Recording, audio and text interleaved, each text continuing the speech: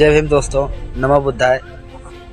दोस्तों, क्या आप लोगों को पता है कि चमार शब्द का उत्पत्ति कहाँ से हुआ है?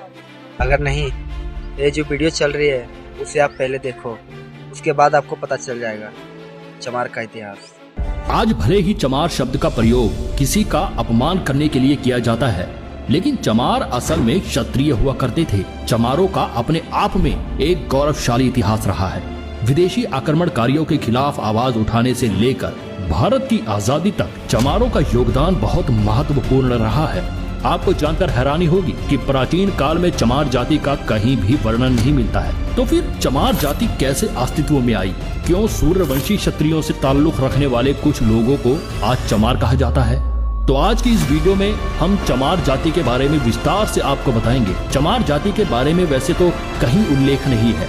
चमार शब्द का प्रयोग पहली बार सिकंदर लोधी द्वारा 16वीं शताब्दी में किया गया था, जिस समय भारत में तुर्की और अफगान के आक्रमणकारियों ने भारत में प्रवेश करना शुरू किया था। उस समय पश्चिम बंगाल में चर्मकार वंश का राज हुआ करता था। ये इक्ष्वाकु और सूर्यवंशी क्षत्रिय समुदाय से संबंध रखते थे। गौतम बुद्ध, चंद्रगुप्त और अशोक सम्राट भी इसी वंश के थे। राजा चवर सेन के शासनकाल के दौरान चर्मकार वंश काफी ऊंचाइयों तक पहुंच गया था। संत रविदास जी भी चवर वंश के ही वंशज थे। चित्तौड़ के राजा राणा सांगा और उनकी पत्नी झाली रानी संत रविदास जी को काफी मानते थे। राजा और रानी ने मिलकर रविदास जी से चित्तौड़ आने का अनुरोध किया और कहा कि वे चित्तौड़ के राजगुरु बनकर महल में निवास करें। रविदास जी ने राजा का आग्रह स्वीकार कर लिया और चित्तौड़ के महल में रहने लगे। इस दौरान रविदास जी के व्याख्यान और उनकी रचनाओं ने लोगों को प्रभावित करना शुरू कर दिया और बड़ी संख्या में लोगों ने रविदास जी को अपना गुरु स्वीकार कर लिया।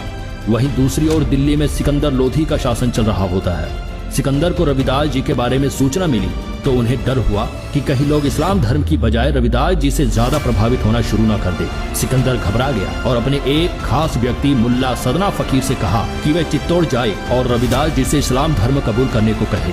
रविदास जी को जबरन मुसलमान बनाने के लिए सदना फकीर चल पड़ा। जब उसकी मुलाकात रविदास जी से हुई तो रविदास जी ने कहा कि वह शास्त्रार्थ और तर्क वितर्क कर ले। अगर सदना फकीर उन्हें पराजित कर देता है तो वह इस्लाम धर्म कबूल कर लेंगे, लेकिन साथ ही उन्होंने शर्त रखी कि अगर सदना फकीर हार जाता है तो उसे हिंदू धर्म कबूल करना होगा। सदना फकीर को अपने आप पर पूरा भरोसा होता है और दोनों के बीच वाद विवाद शुरू हो जाता है। इस शास्त्रार्थ में रविदास जी की जीत होती है और उनके तर्क वितर्क से सदना फकीर इतना प्रभावित हो जाता है कि वह अपनी मर्जी से ही हिंदू धर्म अपना लेता है और अपना नाम बदलकर रामदास रख लेता है। रामदास और रविदास जी मिलकर हिंदू धर्म का प्रचार करने में जुट जाते हैं।